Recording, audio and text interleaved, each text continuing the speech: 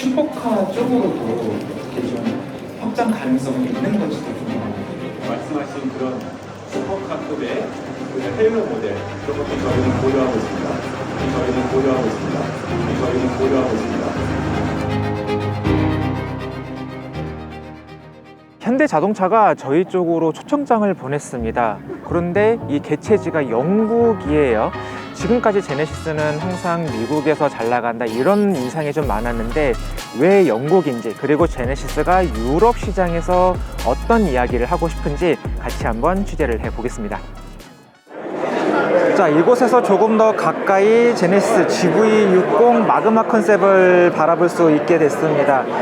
이 차는 뭐 기본적으로 아이오닉 5N이나 EV6 GT와 비슷하긴 하지만 그래도 더 공력 성능에, 다시 말씀드리면 에어로 다이나믹 성능에 더 초점을 맞췄다고 해요.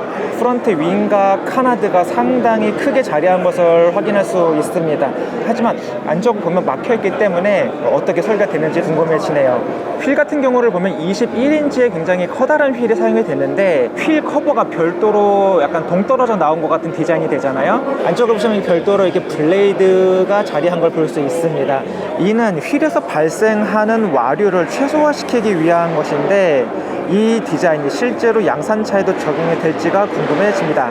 핸들 부분을 봐도 실제로 구멍이 뚫려 있어서 이 공기 흐름을 조금 더 정리할 수 있도록 만들었고요. 사이드 스커트도 넓이가 상당합니다. 이를 통해서 공기를 조금 더 부드럽게 흐를 수 있도록 만든 것이고요. 루프를 보시면 핀이 총 3개가 있어요. 양쪽으로도 이제 수직 형태의 핀을 둬서 좀 더 공기 흐름을 자연스럽게 정리할 수 있도록 만들었고요. 리어 윙만 해도 끝부분을 말아 올려서 이런 와류를 최소화시키고 불필요하게 공기가 흩어지는 것을 막을 수 있도록 설계한 것도 확인할 수 있습니다. 디퓨저 부분도 상당히 중요하죠. 이 디퓨저를 그냥 몸만 낸 것이 아니라 안쪽으로 좀 크게 만들었을 뿐만 아니라 공기 배출구도 둬서 이 차량의 운동 성능을 높일 수 있도록 디자인된 것이 마그마 컨셉의 가장 큰 핵심이라고 볼 수 있겠습니다. 그리고 확실히 고성능 모델이라고 생각이 되는 게 현재 이 휠의 캠버 각도 보이시나요? 상당히 크게 들어갔는데 실제로 이 운동 성능이 어떨지가 상당히 궁금해집니다. 간단하게 실내도 살펴볼 수 있는 기회가 있습니다. 일단 스티어링 휠이 알칸타라 재질로 바뀐 것 같고요. 하단에 이제 오렌지 색상으로 처리가 된 별도의 버튼도 추가가 됐습니다. 12시 방향도 2개 주황색 포인트가 추가가 된 것을 확인할 수 있네요. 시트를 보면 레카로 제품을 이용했습니다. 세미 버킷 정도로 보이는데 여기에 별도로 격자 형식의 스티칭도 넣고 심지어 카페트에도 동일한 요소가 적용이 됐습니다. 여기에 안전벨트도 주황색으로 별도로 만들었고요. 시트백 쪽도 별도로 주황색으로 처리가 됐는데 실제로 양산이 된다면 꽤나 분위기가 달라질 것 같은 생각이 드네요. GV60 마그마 컨셉이 제네시스의 고성능 전기차를 표방한다면 G80 마그마 컨셉은 이제 내연기관이 탑재된 고성능 모델을 추구를 합니다. 아직 공식적으로 밝히진 않았지만 제네시스가 향후에 내연기관의 하이브리드 시스템을 얹을 것이다 라는 얘기를 했기 때문에 이 G80 마그마 컨셉도 아마 양산이 된다면 실제로 하이브리드 시스템이 적용이 될 것으로 예상이 되고 있어요. G80 같은 경우는 승차감에 초점이 맞춘 그런 세단이었는데 이게 고성능 모델로 어떤 식으로 표현이 될지가 상당히 궁금해지네요. 휠 크기 같은 경우가 후륜에 295mm가 들어가네요. 휠은 21인치인데 파일럿 스포츠 4S가 적용이 됐습니다. 양산이 된다면 이보다 조금 더 고성능 타이어를 써서 이 차량의 성능을 좀 더 높여줬으면 하는 바람도 있네요. 자, 제네시스에서 지금까지 볼 수 없었던 이렇게 커다란 배기구가 있습니다. 실제로 양산이 됐을 때도 이것은 좀 그대로 적용이 됐으면 하는 바람이 개인적으로 좀 있습니다.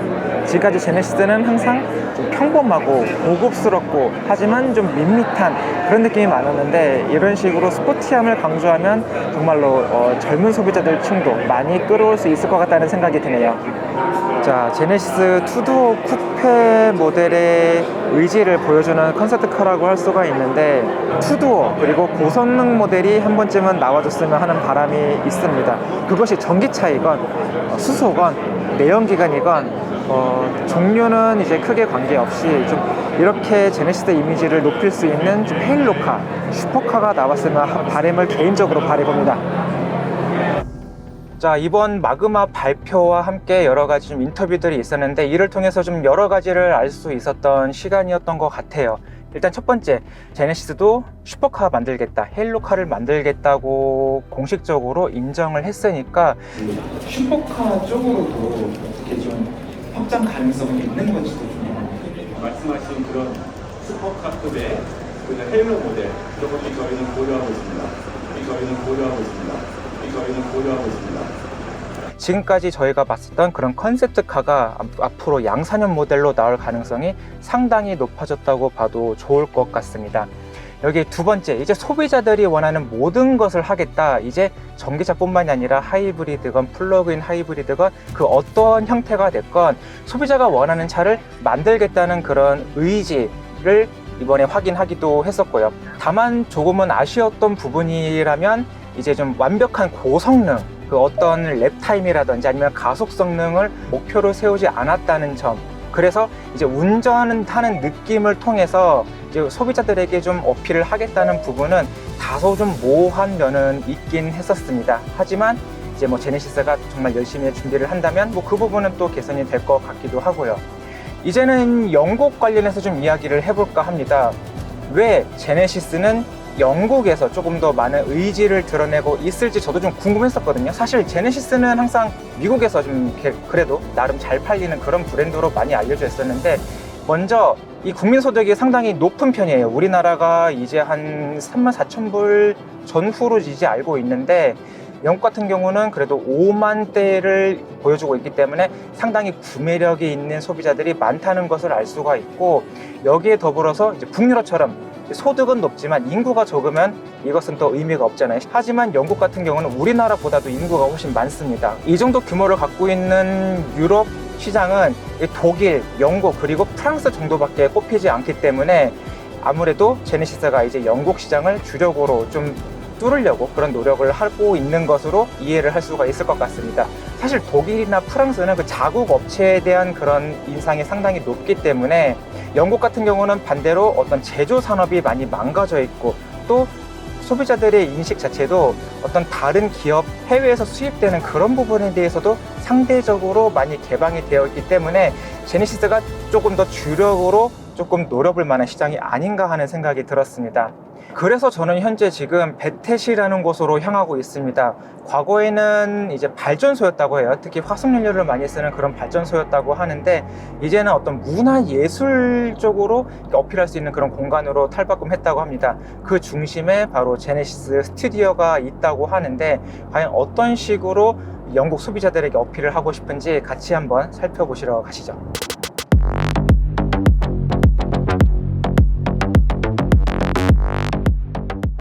자, 아무래도 이런 공간 구성은 한국에서도 많이 봤던 디자인이 아닌가 싶습니다. 하다못해 뭐 스타필드만 가더라도 굉장히 좀 유사할 수가 있는데, 베텟이라는 곳은 한국으로 치면 대략적으로 한 성수동 정도 느낌이라고 해요. 가장 영국에서 힙하다고 소문이 난 그런 곳에 이 지점을 뽑았다는 것이죠. 그 때문에 기존 소비자는 물론 새로운 소비자를 또 발굴하고 이 제네시스의 이미지를 전달하는데, 이런 장소를 선택했다는 것이 저도 꽤나 의외라고 생각이 됩니다. 자, 이렇게 반려동물을 위한 시스템도 구축을 해놨습니다. 최근에는 이런 반려동물 관련 용품이 상당히 눈길을 많이 끌고 있는데, 이 제네시스도 이런 시도를 하고 있다는 점이 상당히 흥미롭네요. 이런 발판이 있고, 이 안쪽에는 전원 콘센트도 있으면서 헤어드라이어, 그럼 그런 호스도 연결이 준비가 되어 있습니다. 그리고 안쪽에는 열선, 이 전원 담요가 별도로 있고, 이쪽에는 물통이 있어서 이쪽에서 별도로 호스를 연결해서 또 애견동물도 씻을 수 있는, 그렇게 준비가 되어 있는데 굉장히 딱 봐도 고급스럽게 만들어졌고, 이 만듦새도 상당히 훌륭한 것을 볼 수가 있네요. 아직은 이게 컨셉트 사양이기 때문에 실제로 어떤 가격으로 출시가 될지는 아직은 모르겠습니다. 자, 영국에서 제네시스의 연간 판매량 대략적으로 1년에 한 1000여 대 전후로 판매가 되고 있습니다. 그러면 영국의 시장 규모를 생각하면 확실히 좀 아직은 작은 규모라고 할 수가 있는데, 그렇기 때문에 제네시스는 조금 더 도전적이면서 또 판매량보다는 소비자들에게 어떻게 다가갈지 먼저 준비를 하고 있습니다. 확실히 아직 제네시스는 도전자의 입장이기 때문에 조금 더 실험적인 것도 많이 실행을 할 수가 있을 것이고, 차후에 나오는 여러 가지 차량 그리고 슈퍼카 이런 부분을 통해서 확실히 소비자들에게, 특히 유럽 소비자들에게 제네시스의 이미지를 각인시키고자 열심히 노력하고 있네요. 자, 지금까지 제네시스의 도전 그리고 고성능 모델, 심지어 슈퍼카까지 다양한 제네시스가 영국에서 어떻게 도전하고 있는지를 함께 알아봤습니다. 그럼 저는 더 앞으로 더 유익하고 좋은 내용으로 다시 돌아오도록 하겠습니다. 지금까지 영국에서 모토그래프의 김선웅이었습니다.